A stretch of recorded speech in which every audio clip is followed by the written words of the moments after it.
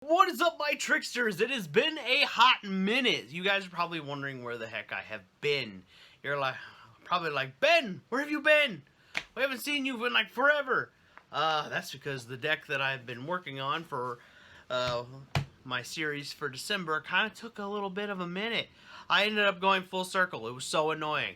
Anyway.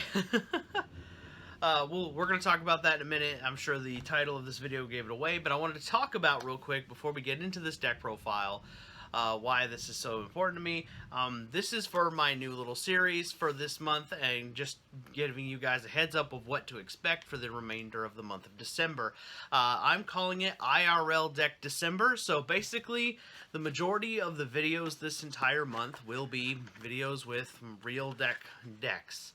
They're going to be my physical decks, you know, the things that occupy this little box right here, and various, you know, deck boxes, because, you know, and you guys have already seen this one, my main one, but I have a few other ones, obviously, so we're going to definitely go over all of these over the course of December.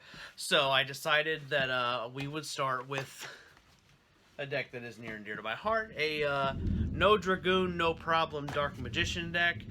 This is 2.0. This will be the evolved version of that. I'm really excited to showcase you that. I do have some other really cool things coming in the pipeline. So if you guys want to support some of the stuff that I'm doing behind the scenes, which, you know, you'll be seeing soon, probably within the next couple videos, you guys can go check out the links in the description below, and we'll have there. You can find a link to your playmats where you can get some custom sleeves like the ones that I have here from my dinosaur deck. And yes, it's storming outside, so if you hear thunder and lightning, like I told you, Thor, where the meeting is tomorrow, not tonight. God. You had Norseman. What can I say? Anyway. All jokes aside, yeah, if you want to support the channel, check those links. There's merch, there's the Your Playmats link. Anything would be greatly appreciated. It also helps improve these decks. Who knows? I can't afford Dragoon, but I never know. If I ever make enough money where I can afford the Dragoon package, maybe I'll put it in my Dark Magician deck. So, without further ado, let's showcase what a Dark Magician deck would do without Dragoon. Alright, we're going to go over this no Dragoon Dark Magician deck. This is a very important build for me because I really like the Dark Magician deck, but obviously with the Dark Magician, the Dragoon package, it's very expensive and not a lot of players can afford it. In my opinion, it's just too pricey, like, you know, so I don't want to spend that kind of money. So the first thing is that we're going to go for is we got to have the triple Dark Magicians. You got to have 3 of those. Obviously, it's not Dark Magicians without them. Next, you got to have your pseudo Dark Magician that cannot be nerfed all to hell because, you know, I guess favoring Blue Eyes was just the thing to do. Magician of Dark Illusion, which I like Blue Eyes. Don't get it twisted. It's just, you know, annoying that this card isn't just, you know, Blue Eyes alternative dragon, but for Dark Magician. That would have been better. Anyway, then we got Apprentice Illusion Magician, a honest / searcher for the true Dark Magician. You need that in there too. Some players play 3, some players only play 1. I went for 2, just because I need to get to that Dark Magician ASAP. The next one we're gonna have is the Stratos of the deck, the Magician. Rod. This is very, you know, very key card. You know, there's not really much to say there. This is just searching all of your Dark Magician spells and traps, and there is a combo to get to Dark Magicians with this card if necessary. Next one, now we're going to go for a little bit of a weird engine. This is my Chronograph Sorcerer / Time Gazer engine. So basically, to explain this, basically what this is Chronograph Sorcerer is a bit of a chump blocker as well as a Xyz enabler as well, also with Time Gazer. So one of the things that you could do is you could summon your Rod, right? And if you have this card in your hand, you activate it as a spell, pop itself, then you get to summon the Time Gazer, and then now you have access to some of your Xyz plays. if necessary, or link plays if necessary. By the way, this is something you might want to keep in mind if you do happen to have the Dragoon and you want to play this build. If you have the Dragoon, there's lots of room to play around with this deck. I just would keep this little engine in here because, you know, this pops itself, gets the Time Gazer, and there you go, your 2 cards to make Anaconda. Just, you know, FYI for those of you who do like the Dragoon package, that is how you can use this to do so. Also, this is level 6, which combos well for other Exceeds plays with the Apprentice. So there you go. Just thought I'd go over that. And when we get to the extra deck, you'll see what I'm talking about more.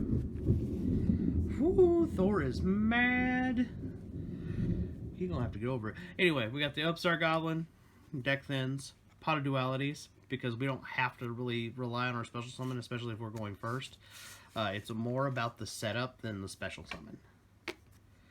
Then we got Dark Magic Attack, Harpy's Feather Duster that is searchable for Dark Magicians.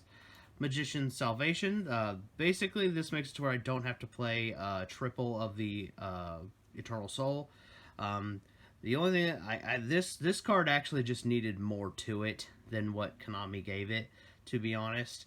I really only find myself using it just to get to Eternal Soul and nothing else. I don't use it for its other effect, which is to let it like swap out Dark Magician or Dark Magician Girl. It just never comes up. I'm not even playing Dark Magician Girl. It's just not a good enough effect, in my opinion. If I honestly, you know what this card effect should have done? It should have searched Eternal Soul and then protected Eternal Soul. Like your opponent had to get through this to get to Eternal Soul. That would have been a very primarily useful field spell, but Konami, I guess, felt like that would have been too strong or something. Even though that really would have been just bare basics. But, you know, Konami's not going to listen to anyone who actually wants to play this deck. Anyway, there we go for Dark Magic Circle. This is the other Pot of Duality. And the cool thing about this one is you can actually combo this with the regular Pot of Duality to maximize your adage. So basically you go Circle, see if there's a Dark Magician card. If there isn't, that's fine either way. You know, but then you get to kind of like then you go for Pot of Duality and you'll just get a non-Dark Magician card while also like stacking the deck for the next turn. It's actually really handy. Also, like, you know what I mean, with this combo you don't really stack the deck, you just really end up using more of a what do you call it, you want the deck to shuffle because sometimes your top decks just aren't going to be that good. Anyway, the next thing that you're going to want is your Secret of Dark Magic. This is your fusion spell that is specific to Dark Magician. You can also ritual summon pretty much anything too, as long as Dark Magician's the cost. That's just kind of fun there. Illusion Magic, this is the combo with Rod. Basically, you use Rod, search this, get 2 Dark Magicians. Also, fun fact, if you have this, you use it in the same combination with the last spell that is Attack, Book of Moon. So basically, what these 2 cards really end up doing is they serve as a way to dodge cards like Effect Veiler and Impermanence with Magician's Rod. Basically, that's why Book of Moon is in here. It's kind of another illusion magic. Like, so basically, if I have Rod and my opponent tries to Veiler or Imperm this, I chain this to it. This guy goes away, and because it's not face up on the field, Imperm and basically Effect Veiler kind of fizzle. I know that the judges hate that term, but they're, you know, get over it. It's the slang of the Yu-Gi-Oh community. You're gonna have to get over that anyway. The same concept applies with Book of Moon. I found out that this recently, that if you book your own monster when your opponent is activating like Effect Veiler or Impermanence or a card like that, you basically kind of dodge it because the monster's no longer face up, but because it activated, it still resolves.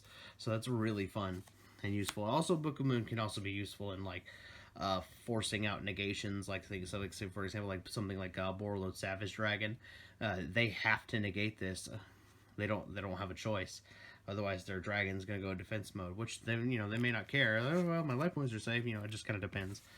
But it's just kind of a card like your opponent will have to answer, as well as a defensive card. Now we're going to get to the bread and butter of this deck, and that is the trap cards. Because the Dark Magician is very much a control-heavy deck. And although I don't really like control decks, I do like them when they have an Achilles heel, so that's probably why I like Dark Magician. Alright, so we got the 2 navigation. Searchable. It deck thins. It's also a negate in the graveyard. If you have Dark Magician in the field, you can use this to negate a spell or trap. Longtime Dark Magician fans, you already know this, I know. That's for the newbies. The next one that's going to look a little weird is Dogmatic Punishment. We're using this card as a way to just pop stuff, basically. It's just free pops. Or it can also kind of be a little bit of recursion with depending on what we're sending. That's really all it is. It's just basically Icarus attack without the cost. The next one, thanks to the Cyber Dragon structure deck, I'm not even gonna lie, Infinite Impermanence. I finally have my own set, and I thought this very control heavy deck was the best deck out of the decks that I have that could actually utilize this card. The previous build had like Forbidden Chalice, I believe, and only played like 2. I felt Imperm was just good. It was good enough to play at 3, as well as because the ability to not only negate something like you would with Effect Veiler, but also the ability to set it like something regular like Breakthrough Skill is very powerful, as well as the underestimated. Like I beat an Eldritch deck earlier. I ended up against some kind of like during the process of playtesting and understanding this deck. I played up against a zombie Eldritch deck, and I kept turning off the Eldritch traps trap cards. So he never. So that opponent never got off any of the because of Imperm. He never got off any of his. The Conquistadors or any of the other stuff to get the Eldritch cards. I could tell he was very frustrated with me. Anyway, we got Eternal Soul. This card is also the bread and butter, and again, like, you know, I love this card and hate this card. I feel like I'm mad at Konami for making a very stupid stipulation, like if this card goes, all the monsters go. I felt that it was a stupid and unneeded stipulation for this card, because it only protects the Dark Magician itself, honestly. So that's the thing that pisses me off about this card. But I guess Konami felt like, oh, it was too strong. It's not. But Konami is often wrong. Anyway, Skill Drain, it's at 1. It shouldn't be, but, you know, this card is just necessary for any deck that really is relying on normal monsters. Oh, also, this is another thing. If you have Illusion Navigation, or what's it called? Dang it, I lost the spell. Where'd you go, you sneaky? There it is, Illusion Magic. So if you have Rod, this, and this, like, if this is active, you summon the Rod, activate the effects, chain the Illusion Magic, you'll search your Dark Magicians, and because this isn't on the field, this isn't negating it. So that's just another little fun fact. I don't know if it would work with Book of Moon or not, or if it's the same rule there, but I do know with the Illusion Magic that does work. So that's just kind of a fun little neat thing, interaction there.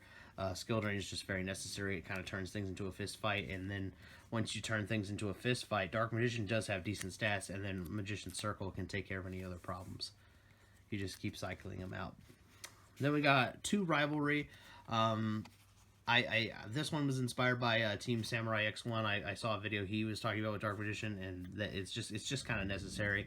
To be honest, this is why Dragoon. This is one of the reasons why Dragoon would actually be better in this deck than to play like what I'm playing with. But I just don't have the Dragoon package. If I did, this deck would be a lot more lethal than it is. But really, Rivalry of Lords kind of serves the purpose as a third skill drain in a way. This is just limiting monsters, while this is actually making it towards a fist fight, like I prefer the game to be. But Rivalry it's close enough of a second to just flip these cards up. And I'm only playing 2 because that's all I have access for this deck. So that's basically it. We basically keep it to spellcasters, 100. I mean, sometimes if I don't draw it or if I have to side them out, it's fine. And then the last really important main deck card is Solemn Judgment. You need this card. I underestimated how much I actually needed this card at first. I tried other things like the Tingy trap card. That's basically this card because, if it gets blown up, I get something like Waking the Dragon. But oftentimes what I kept finding myself into situations where I just didn't have the Dark Magician out on the field, which if you want to use something like Champion's Vigilance or the Tingy trap card, those cards are great, but you have to be able to keep non-effect monsters in the field, and the Dark Magician's only non-effect monster is the Dark Magician himself, and we don't have any monsters that are non-effect monsters that are useful right now. So that is that was the... So I ended up taking it out and going for Solemn Judgment just because it's a little more reliable. I don't really like doing that. I really wish this could be like the Tenyi Trap or Champion's Vigilance or something. I really do wish that those were viable options. But right now, this is what we're going to have to do. And there you go. There's the main deck for a Dark Magician deck without the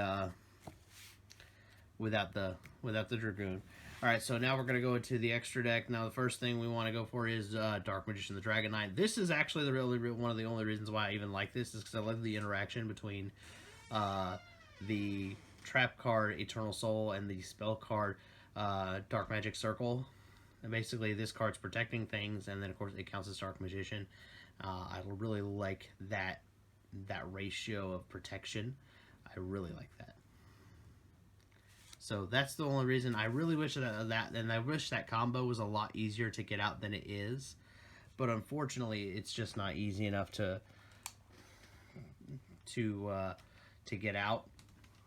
So we have to really go for a different the variant that you're seeing here, this strategy. I would really like to go for more of a simplified, oh yeah, it's just Eternal Soul, Magic Circle, Dark Magician, the Dragon Knight. Just keep it real simple like that. But as far as I've been able to find online, nobody really has an answer, and I've racked my brain for weeks trying to figure out how to just turbo this guy out. And it never works out the way I want to. All right, now we've got Dark Cavalry. This is just another option card. There's only like one way for us to get it in here, outside of like taking another one of an opponent's warrior if they happen to have one. This card can also help protect Eternal Soul in a similar fashion to the Dragon Knight. It's just this card can only stop the targeting ones and requires a discard, whereas this is a constant. So, but this card just looks so cool. The art, like I will say this: the artist who thought of Dark Cavalry really knew what they were doing when they created this. And the next thing we're going to have here is First of the Dragons. There are going to be times where you have the fusion spell for the Dark Magician, and you're going to have the just double Dark Magicians in hand. This is going to be a good way to get them out of your hand in the graveyard and then set up a defense. That's what First of the Dragon serves, especially if you're up against a monster-heavy deck. You throw this guy out there, and they really have no way to get around it because he's unaffected by them, and he can't be destroyed with battle. So that's really handy. Do not play this card against like control-based decks, like say Altergeist, Guru, that kind of thing. They'll just bounce it back. All right, now we have the next two cards that are really important. These are our Dogmatica Punishment targets, which actually also help against if we're up against any kind of like Dogmatica invoked, and that's Cypher Lord Omega, and of course Elder Entity Nidus. Omega is just kind of recurring stuff back to the deck, so that's really handy. And Elder Entity Nidus is just, Omega, like I said, but with Dogmatica Punishment sending her to the graveyard, it basically becomes Icarus attack with no cost. And that's really flippin' handy. And there's also, by the way, there's no way to like synchro summon this, so this is literally just a Dogmatica Punishment target. Then we have Ultimate Falcon. This is for the sideboard. I will go into that more in detail towards the end, so I'll just, we'll just move him here and talk about the Falcon in a little bit. Alright, so now we got our rank 7s. We got your Flare Metal. Can't be destroyed by card effects, period. It also burns the opponent, so this is helpful in time. Big Eye. This is one of the handful of ways we can like take an opponent's monster and maybe use it for the fusions of the Dragon Knight or the Cavalry, or the First of the Dragons, if that's something that pops up. And upon Illusion Magician, it's a banish and a special summon of a Dark Magician, and if he, yeah, and that's just, I like that. All right, now we got Narita the Moral Leader, like you've seen with the Pendulum Magician and the Apprentice Magician. Basically, you can use those two cards to make this card and it's a spell and trap negate. And also, fun fact, once it's out of materials, or if you just want to trade it in to get to a Dark Magician faster, you can literally just overlay, because Ebon will summon itself over a rank 6 spellcaster. I wish we had more spellcasters that were level 6 that were able to special summon themselves than we have, but right now the Pendulums are really the only ones that can really do that consistently. We also have Strike Bouncer. This is the other way we can get to Dark Cavalry. We can do this with 2 level 6s. This is a monster negate, and I believe he also burns 1,000 damage. So I really like that. It'll help in time as well. These two cards I need to show together for them to make sense. So basically, remember how I talked about the Time Gazer with the Magician's Rod having an extra deck card? Well, this is the card that we're going to go for. Virtual World Dragon Long. So basically, while it has 2 materials, it can't be targeted, so it's really good against things like Sky Striker, which is really handy because I don't know why, but Edo Pro kind of is like a hub for Sky Striker players. They're everywhere. Like they were literally they were a third of the decks I played against in the competitive sector on Edo Pro. I don't know why, but they were. And then this also kind of says no to hand traps as long as the opponent has a monster on the field that doesn't match the attribute I think the attribute of a monster that's on the field. So like if they try to activate Nibiru while they have Shadal Wind on the field, as an example, this guy can say no. And then the reason why we have Downward Magician is because this card can be overlaid over this one in main phase 2, which then it becomes a spellcaster. So that could be how we could get around something like, say, Rivalry if we had it out, or if we were going to, or we needed to activate it. So on our opponent's turn, we go downward, and then we don't have to worry about that. It's literally just to make a spellcaster. Also, if we have like Illusion or whatever, we need to tribute for a spell to get to Dark Magician. There you go.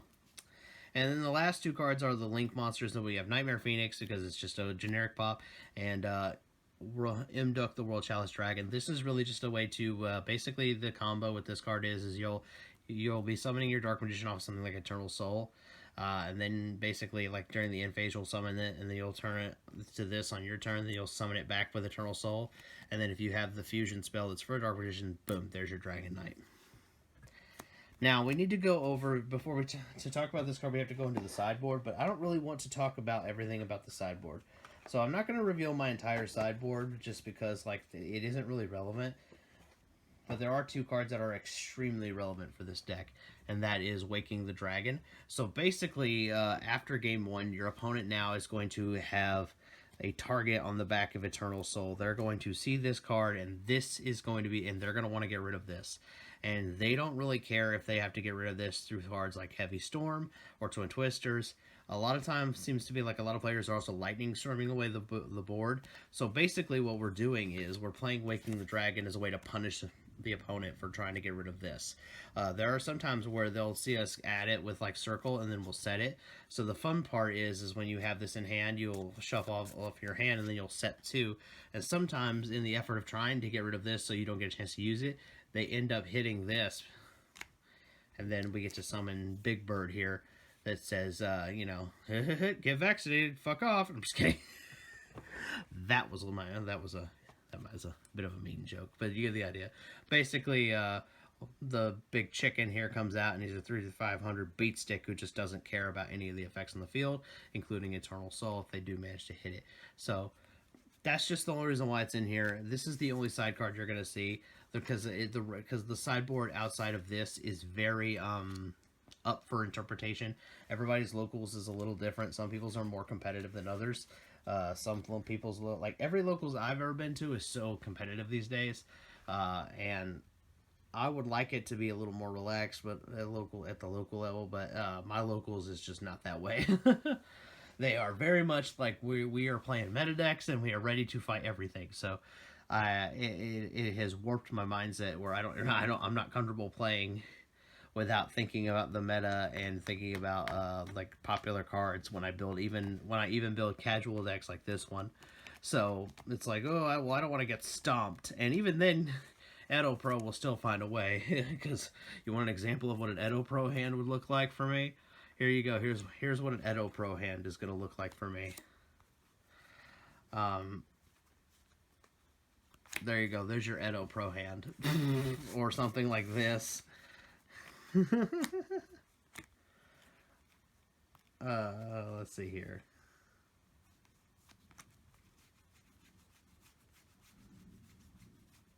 And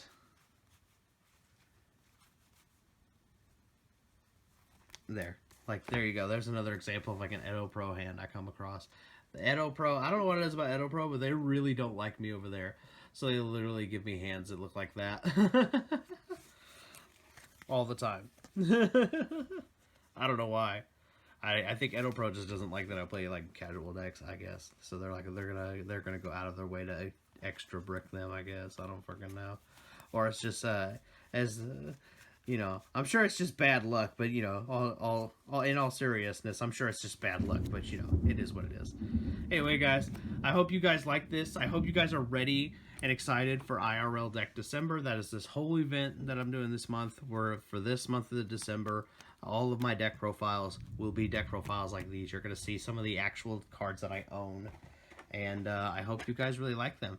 If you know some low-budget cards that you think could actually help this deck, remember this is a no Dragoons, no problem Dark Magician deck, as I call it. Feel free to leave that in the comments below. I would appreciate it. Because, you know, I'm a player on a budget. And decks that aren't my main deck, which is dinosaurs, I don't always have time to dedicate super powerful / meta relevant cards.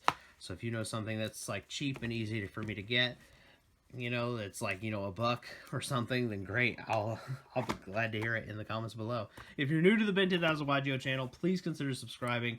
Hit that like button if you enjoyed this video, and I will catch you guys in the next one. Peace!